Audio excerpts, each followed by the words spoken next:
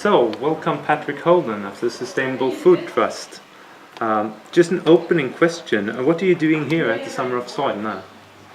Well, I thought this was an important event, partly because it involves young people and also because its theme is of central importance. The soil is arguably the most important issue of our time, stewarding the soil for future generations. A woman called Lady Eve Balfour, who founded the organisation I used to work for, called the Soil Association, she said, "My subject is food, which connects everyone. It is health, which connects everyone. And it is the connection between food, health, and the soil, which connects everyone, whether they realise it or not." And of course, most people don't realise the central importance that soil has in the maintenance of civilizations, and they need to understand that. During your presentation yesterday, you gave us both insights very locally from your own farm, as well as more global issues like the economic system and about soil erosion and land use practice. Which would be the most powerful source, as you see, it's the source of change in soil management right now? Is it bottom up from the individual level, or would it be top down from political, business, or academic level? Where's the greatest need? I think that sustainable change only happens in the end from the bottom up, because politicians, policy makers, world leaders, generally speaking, they're fairly disconnected from the key issues. They follow, they don't lead.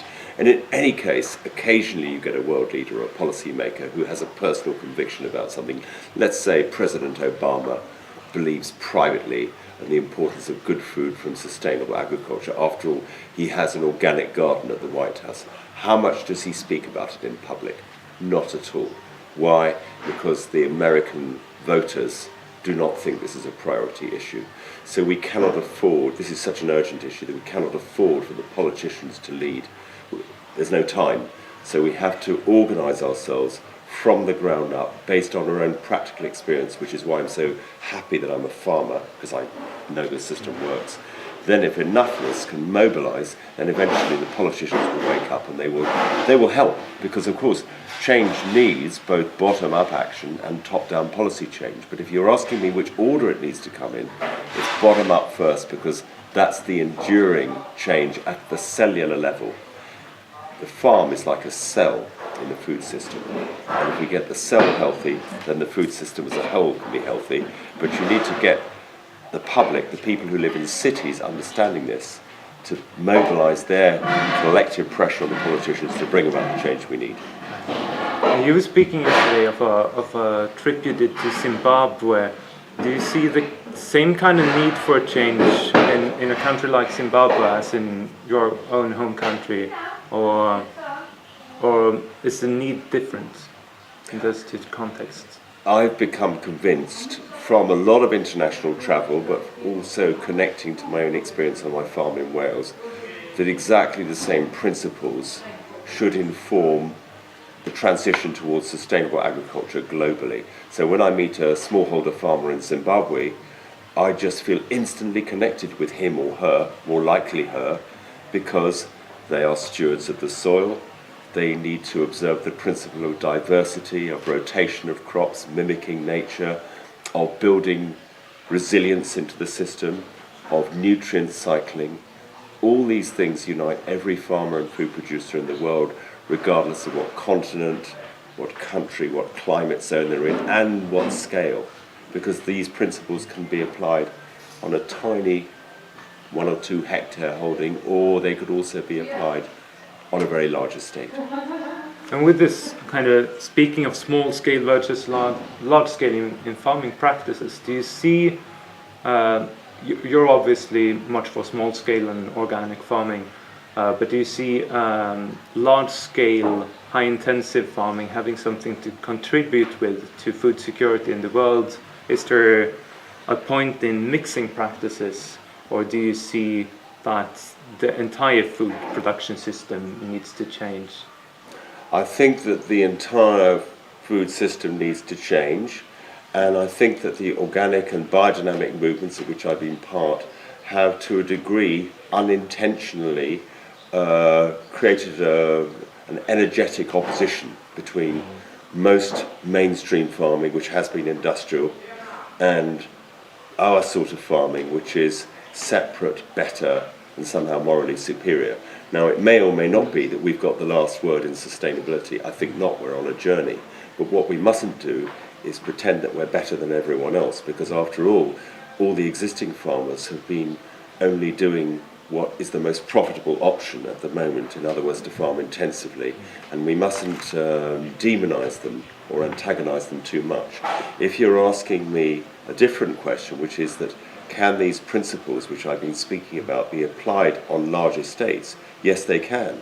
So, for instance, farming systems which are at the moment on a small scale can demonstrate what can also be applied on a large scale. And if we can create the conditions for these farmers to become inspired by what they see on small farms, then they can apply, in some cases, more efficiently on a large estate, because you have more options. So I don't think we should try not to separate the issues too much. But on the other hand, going back to Zimbabwe, these smallholder farmers, they have the capacity to get better at observing these principles of sustainable agriculture. And in my view, if we ask the question, how is the world going to feed itself by 2050, I don't think the answer is land grabbing and land acquisition of vast areas of land in Africa and other developing countries for commodity production to feed global urban growth. I think it's much more to do with relocalization of food systems, where the maximum percentage possible of the staple foods that we rely on are produced as close as possible to where we live by producers we know, as we heard this morning. So more reliance on small scale, but also turning small scale practices more large scale. Yes, and making sure that we don't separate the two issues, because all of agriculture has to change if we're going to operate within planetary boundaries and develop resilience in the face of future shocks. And resilience is also a mix of practices, perhaps. Yes, resilience is such an interesting word. It's the capacity of a system or an organism to withstand change and to keep on being functional and, better than functional, healthy. And we need to seek resilience in all our practices on the land and, of course, everywhere else. Thanks. A last question with perhaps a very short answer. So what would be, if you get to choose one thing, what's the highest priority for soils right now? I think to get good data on the carbon outcomes of different farming systems. And we heard this morning from the scientist Arthur that he has been looking at long-term monitoring of the capacity of a biodynamic farm here at Jana to improve soil organic matter. Now, if that data could be put into the public arena and the scaling done, we might be able to see that if the whole of the world's arable soils were to change towards fertility building systems based on good crop rotation and the integration of livestock, the soils of the world could capture many parts per billion of carbon dioxide and put it back in the ground, because the soil is the world's largest carbon bank. More data on carbon sequestration and putting that into practice. Thank you, Patrick Holden. That would be a very important issue for me to focus on. Okay, thanks. Pleasure.